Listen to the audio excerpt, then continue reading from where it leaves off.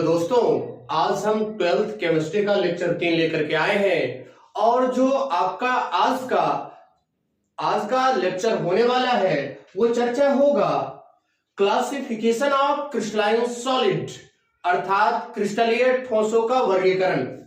आज जो चर्चा करेंगे वो चर्चा करेंगे क्रिस्टलीय ठोसों का वर्गीकरण।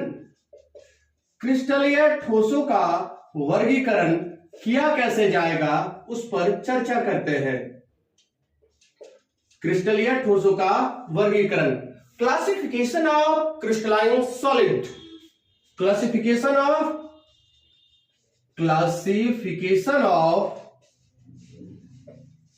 क्रिस्टलाइन सॉलिड,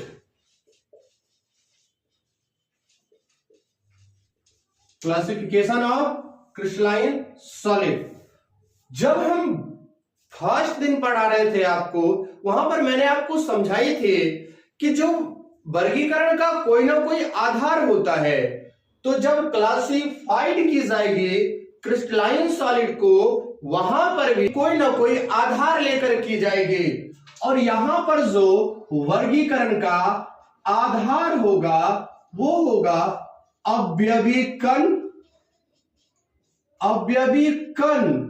और उनके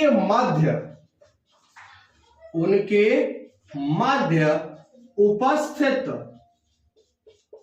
बल। तो इसमें अवयवी कण कौन है? क्रिस्टलीय ठोस में कितने प्रकार के अवयवी कण हो सकते हैं और उसमें एक अवयवी कण दूसरे अवयवी कण के साथ कौन सा फोर्स लगा सकते हैं, उसके आधार पर क्रिस्टलाइन सॉलिड 4 प्रकार के होते हैं। तो there are divided into 4 groups, there are divided into 4 groups. सबसे पहला इसमें होगा आणविक ठोस, पहला आणविक ठोस, दूसरा आयनिक ठोस और तीसरा जो होगा बाबू वो आपका धात्विक ठोस और चौथा और आखिरी जो आपको पढ़ाई जाएगी आपको सहसंयोजक, या इसी को कहते हैं नेटवर्क ठोस। तो क्रिस्टलीय ठोस 4 प्रकार के। सबसे पहले तो नाम याद कीजिए, पहला मॉलिक्यूलर सॉलिड, दूसरा बाबू आयोनिक सॉलिड, तीसरा बाबू मेटालिक सॉलिड और चौथा जो है वो आपका है कोवेलेंट और नेटवर्क सॉलिड, कोवेलेंट और नेटवर्क सॉलिड। तो crystalline solid are divided into 4 groups. First is molecular solid, second is ionic solid, third is metallic solid, fourth is covalent और नेटवर्क सॉलिड। यहां तक सबसे पहला जो हम बताएंगे आपको देवी और सज्जनों, भाई और बंधुओं, आणविक ठोस के बारे में, आणविक ठोस के बारे में। चलिए डिस्कशन करते हैं आणविक ठोस के बारे में। सबसे पहला जो होगा बाबू वो आणविक ठोस, या इसी को कहते हैं मॉलिक्यूलर सॉलिड। मॉलिक्यूलर सॉलिड मैंने शुरू में ही बताया है आपको कि इसमें अवयवी कण, तो जिसका अवयवी कण अणु होता है, जिसका अवयवी कण अणु होता है उसे आणविक ठोस कहते हैं।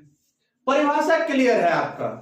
वैसा क्रिस्टलीय ठोस जिसका अवयवी कण अणु होता है उसे आणविक ठोस कहते हैं।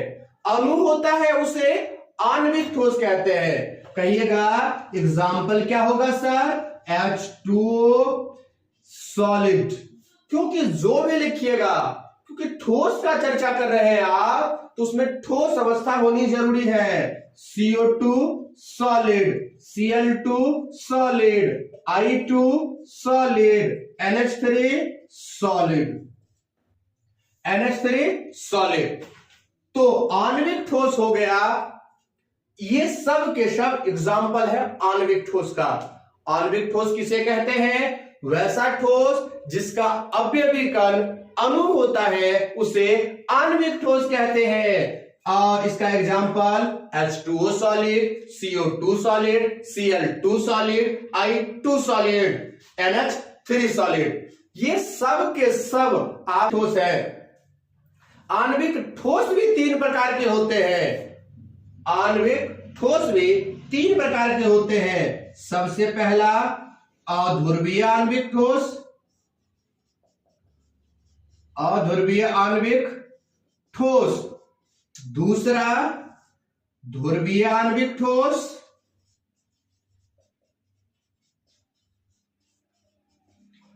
पहला अध्रुवीय आणविक ठोस, दूसरा ध्रुवीय आणविक ठोस, तीसरा हाइड्रोजन आबंधित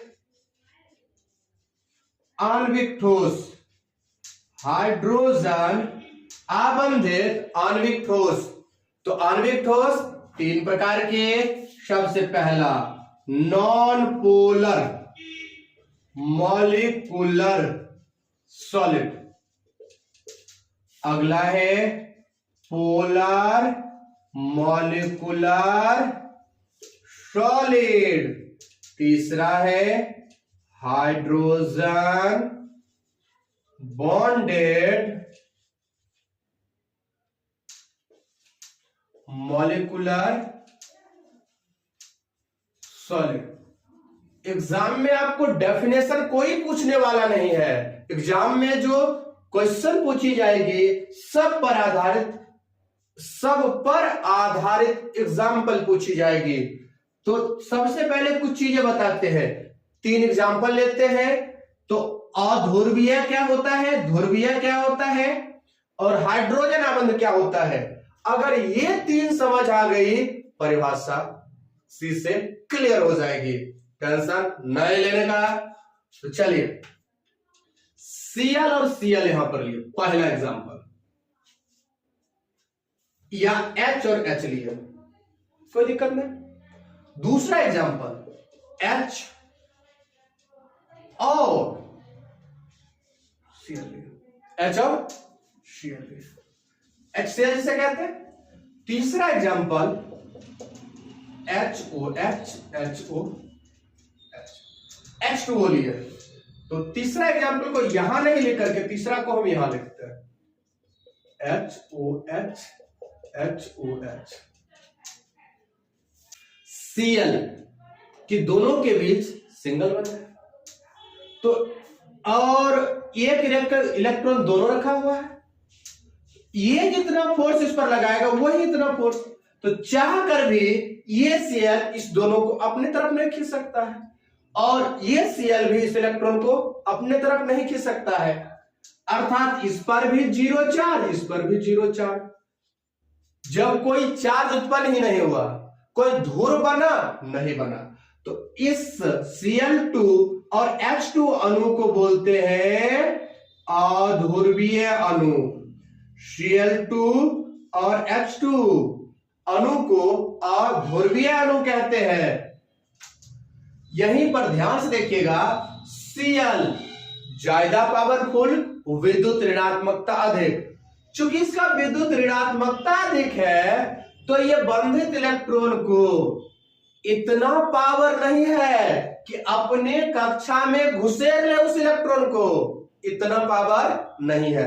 बट इतना है कि थोड़ा सा कहता धीरे धीरे से मेरे जिंदगी में आना, अब धीरे धीरे से उसके तरफ खिसक जाता है। और याद रखना, जब भी आपके जीवन में कोई आएगी या आएगा, कर्ज साथ लाएगा, ये बात जीवन में मत भूलिएगा। कौन आई इसके जीवन में, कौन आई? इलेक्ट्रॉन आई और जब आया क्या आया, अभी थोड़ा आई है, दूसरे के संपर्क में भी है लेकिन आपके संपर्क में बहुत कम आई है, इसलिए बोलते हैं थोड़ा माइनस, और इससे दूर गई है। और याद रखना, जब भी लोग आपको छोड़ करके जाएगा या कोई छोड़ करके जाएगी, आपको फायदा होगा, आपको फायदा। इससे इलेक्ट्रॉन दूर गई है तो H पर प्लस आया, क्लोरीन के जीवन में इलेक्ट्रॉन आ गई है इसलिए इसमें माइनस आया, ध्रुव बनाना। तो ये चला गया कौन, तो ये H से इलेक्ट्रॉन दूर गया है, इस पर प्लस आया है। एक बात याद रखना, न किसी की आने की खुशी न किसी के जाने का गम, जैसे जी रहे थे वैसे जीते रहेंगे हम। इलेक्ट्रॉन चला गया, इसको कोई दिक्कत नहीं, इस पर प्लस आया, यहां पर ध्रुव बन गया, एक प्लस दूसरा माइनस। जब ध्रुव बनता है तो उसे बोलते हैं ध्रुवीय अणु, ध्रुवीय अणु। चलिए अब देखो, यहां पर भी विद्युत ऋणात्मकता में अंतर होता है। H2O में विद्युत ऋणात्मकता में अंतर के कारण, विद्युत ऋणात्मकता में अंतर के कारण O पर माइनस आता है, डेल्टा थोड़ा सा, क्योंकि थोड़ा सा इलेक्ट्रॉन आया है और इससे थोड़ा दूर गया है, इससे प्लस। यहां पर भी होगा कौन सा, प्लस माइनस, प्लस, यहां माइनस यहां प्लस, एक तरफ माइनस दूसरा तरफ प्लस। माइनस को कहता है ना, बेबी को बेस पसंद है, प्लस को माइनस पसंद है, याद रखना, या माइनस को प्लस पसंद है। अब ये जो इलेक्ट्रॉन ये माइनस बना है, ये किसके तरफ मन ललचा करके आगे बढ़ेगा, माइनस प्लस के तरफ, प्लस माइनस के तरफ।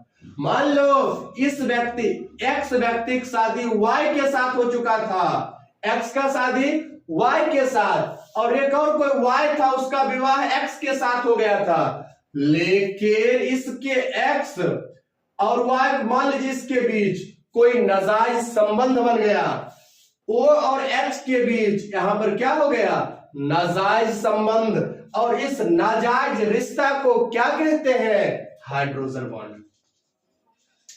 इसे नाजायज रिश्ता को जो कहते हैं उसे बोलते हैं हाइड्रोजन बॉन्ड। कहता है ना, क्या रिश्ता है तुम्हारा गंगा के साथ, अरे क्या रिश्ता है, इसी रिश्ता का, कहते हैं इस रिश्ता का क्या नाम दूं, ये रिश्ता क्या कहलाता है, प्रेम से इसी रिश्ता को कहते हैं हाइड्रोजन बॉन्ड। तो तीनों चीज समझ आ गया होगा आपको, अध्रुवीय, ध्रुवीय और हाइड्रोजन आबंध। तो वैसे आणविक ठोस जिसके अवयवी कण अध्रुवीय अणु होते हैं उसे अध्रुवीय आणविक ठोस कहते हैं। तो ये नॉर्मली सामान्य ताप पर मुलायम होगा। अध्रुवीय का गुण क्या होगा, ये सामान्य ताप पर मुलायम होगा, इसका गलनांक क्वथनांक कम होगा, गलनांक और क्वथनांक कम होगा, विद्युत के कुचालक होंगे, विद्युत के कुचालक होंगे। वैसा आणविक ठोस जिसके अवयवी कण ध्रुवीय अणु होते हैं उसे ध्रुवीय आणविक ठोस कहते हैं। एग्जाम्पल HCl, HF, ये सब के सब अध्रुवीय आणविक ठोस हो जाएंगे। और ये भी मुलायम होगा, मुलायम होगा, सामान्य ताप पर द्रव या गैस होगा, सामान्य ताप पर द्रव या गैस, विद्युत के कुचालक, गलनांक क्वथनांक निम्न। हाइड्रोजन आबंधित वैसे आणविक ठोस जिनके दो अणुओं के बीच, दो अणुओं के बीच हाइड्रोजन आबंध उपस्थित होता है उसे कहते हैं हाइड्रोजन आबंधित आणविक ठोस, जैसे H2O, NH3, HF। ये सब के सब कौन सा हुआ, हाइड्रोजन आबंधित आणविक ठोस हुआ। और यहां तक अगर आपको समझ आ गई हो, आ गई हो तो इसका भी गुण यह भी सामान्य ताप पर द्रव या गैस होगा। विद्युत के कुचालक होंगे, मुलायम होगा, गलनांक क्वथनांक निम्न होगा। तो अभी मैंने अब केवल और केवल आणविक ठोस के बारे में डिस्कशन की है। अभी तक मैंने केवल और केवल आणविक ठोस के बारे में डिस्कशन की है। अब जो हम चर्चा करेंगे उस चर्चा में आएगा आयनिक ठोस। दूसरा जो होने वाला है बाबू आपका वो है आयनिक ठोस।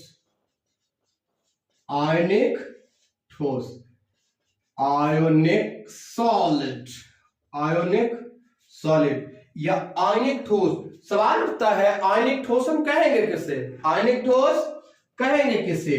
तो वैसा क्रिस्टलीय ठोस जिसके अवयवी कण आयन होते हैं, अर्थात A+B-, केटायन और एनायन, धनायन और ऋणायन होते हैं, उसे आयनिक यौगिक कहते हैं, आयनिक ठोस कहते हैं। Example NaCl solid, K2SO4, LCl3, MgO, सब के सब जो है बाबू वो आयनिक ठोस है। इसका गुण ये सामान्य ताप पर ठोस होते हैं। दूसरा ये कठोर होते हैं। पहला ये सामान्य ताप पर ठोस होते हैं, दूसरा ये कठोर होते हैं, ये भंगुर प्रकृति के होते हैं। कहोगे एक बात समझाइए हमें कि भंगुरता क्या है? जब आप किसी चीज को हथौड़े से पीटते हैं और वो चूर चूर हो जाती है तो उसे भंगुर प्रकृति कहा जाता है। इसका गलनांक व क्वथनांक उच्च होता है। इसका गलनांक व क्वथनांक बाबू उच्च होता है। बहुत बढ़िया सर, इसका गलनांक और क्वथनांक उच्च। ये ठोस अवस्था में जो आपका आयनिक ठोस है, ठोस अवस्था में विद्युत के कुचालक, ठोस अवस्था में विद्युत के कुचालक, लेकिन द्रव या गलित प्रवस्था में विद्युत के सुचालक होते हैं। द्रव या गलित प्रवस्था में विद्युत के सुचालक। एनसीईआरटी में एक प्रश्न है कि आयनिक ठोस ठोस अवस्था में विद्युत के कुचालक, परंतु गलित या जलीय प्रवस्था में विद्युत के सुचालक होते हैं, ऐसा क्यों? चलिए डिस्कशन करते हैं, ऐसा क्यों? तो अब जानिए आयनिक ठोस ठोस अवस्था में, आयनिक ठोस में इसके आयन ठोस अवस्था में एक दूसरे से मजबूत स्थिर विद्युत आकर्षण बल द्वारा, स्थिर विद्युत आकर्षण बल द्वारा जुड़े होते हैं। स्थिर विद्युत आकर्षण बल द्वारा जुड़े होते हैं, जिसके कारण इसके आयन गति के लिए स्वतंत्र नहीं होते हैं। जिसके कारण इसके आयन गति के लिए स्वतंत्र नहीं होते हैं, जबकि गलित या जलीय प्रवस्था में इसके आयन गति के लिए स्वतंत्र हो जाते हैं। इसी कारण आयनिक ठोस ठोस अवस्था में विद्युत के कुचालक, परंतु द्रव या गलित प्रवस्था में विद्युत के सुचालक होते हैं। ये चीज है। ये था आपका कौन सा? आयनिक ठोस। तीसरा जो होने वाला है बाबू वो है आपका धात्विक ठोस होगा। तीसरा ठोस वो है बाबू आपका धात्विक ठोस, मेटेलिक सॉलिड। मेटेलिक सॉलिड या धात्विक ठोस। सबसे पहला बात जो धात्विक ठोस है, इसके अवयवी कण धात्विक परमाणु, अवयवी कण धात्विक परमाणु होते हैं और एक दूसरे से धात्विक बंध द्वारा जुड़े होते हैं। सवाल उठता है धात्विक बंध क्या होता है? अगर वो चीज समझ आ गया, टॉपिक सी से क्रिस्टल क्लियर हो जाएगा। ये देखिए, सभी जितने भी धातु हैं सब परमाणु से मिलकर बना है और धातु का एक गुण होता है कि वो इलेक्ट्रॉन त्यागने की प्रवृत्ति रखते हैं। जितने भी बाह्यतम कोश, ये क्या करता है, अपना इलेक्ट्रॉन इसे छोड़ देता है फ्री करके, और ये इलेक्ट्रॉन पूरे क्रिस्टल में घूम सकता है। पूरे क्रिस्टल में ये जो इलेक्ट्रॉन है वो पूरे क्रिस्टल में घूम सकता है, लेकिन क्रिस्टल छोड़ करके बाहर नहीं जाएगा। ये है तो ये इलेक्ट्रॉन, अब ये चूंकि इलेक्ट्रॉन त्यागा, धनायन ऋणायन के बीच अट्रैक्शन, बेबी को बेस पसंद है, प्लस को माइनस पसंद है, सब प्लस हो गया, ये माइनस के बीच बंद हो गया। ये पूरे में दौड़ रहा है, लेकिन यहां पर एक अट्रैक्शन फोर्स आ रहा है धातु के परमाणु, धातु के धनायन और इलेक्ट्रॉन के बीच, और ये जो धनायन होता है इलेक्ट्रॉन के समुद्र में डूबा हुआ होता है। यहां पर जो बंध बनता है, इसी बंध को धात्विक बंध कहते हैं।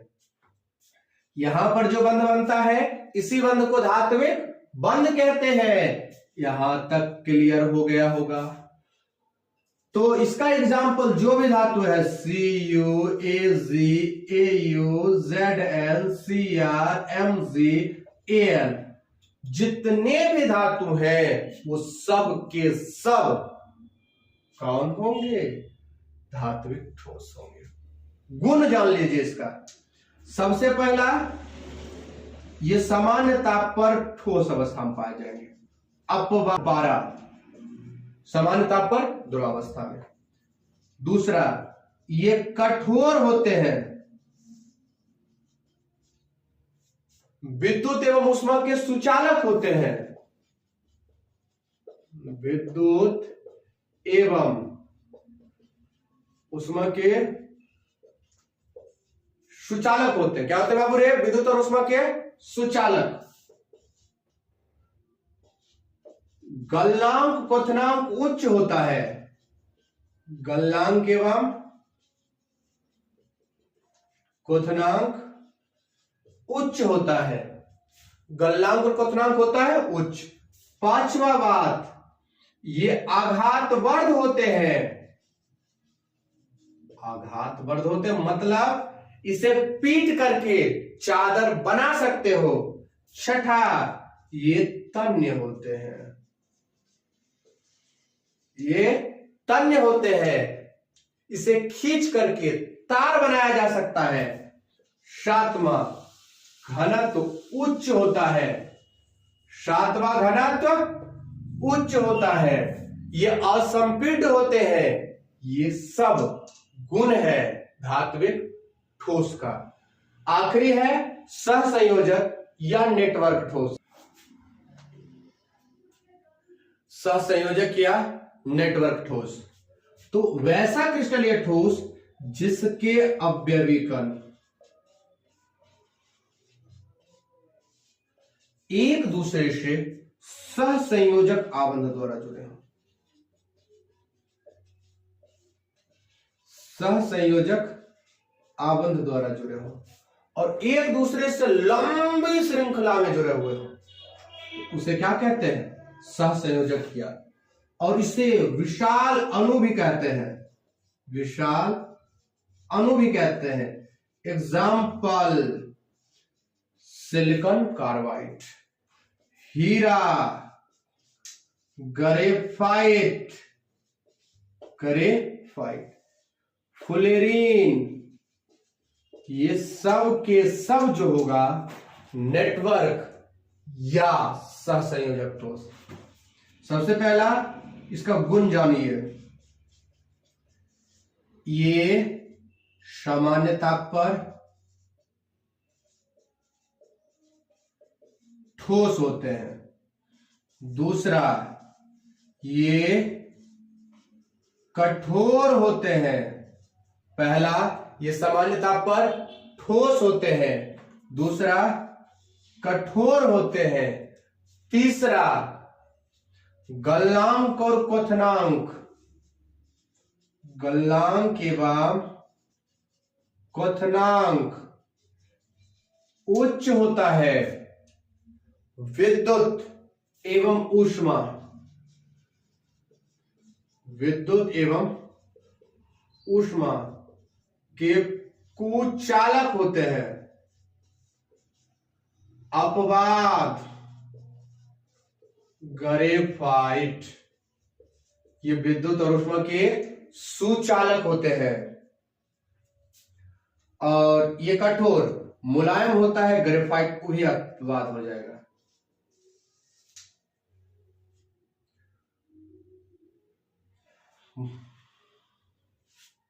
तो ये सारा गुण था सहसंयोजक या नेटवर्क ठोस का। तो आज मैंने आपके सामने डिस्कशन की है क्रिस्टलीय ठोस का वर्गीकरण, क्रिस्टलीय ठोस का वर्गीकरण। आशा करते हैं ये आपको समझ आया होगा। अगर थोड़ा भी दिक्कत रहा दोबारा वीडियो चला करके देखिए, और जो याद हो जाए उस बात को तुरंत कमेंट में लिखिए। आज के एपिसोड में बस इतना ही। मिलते हैं आपसे अगले एपिसोड में। तब तक के लिए हंसते रहिए, मुस्कुराते रहिए और बढ़ते रहिए रसायन शास्त्र एवं महाराज के साथ।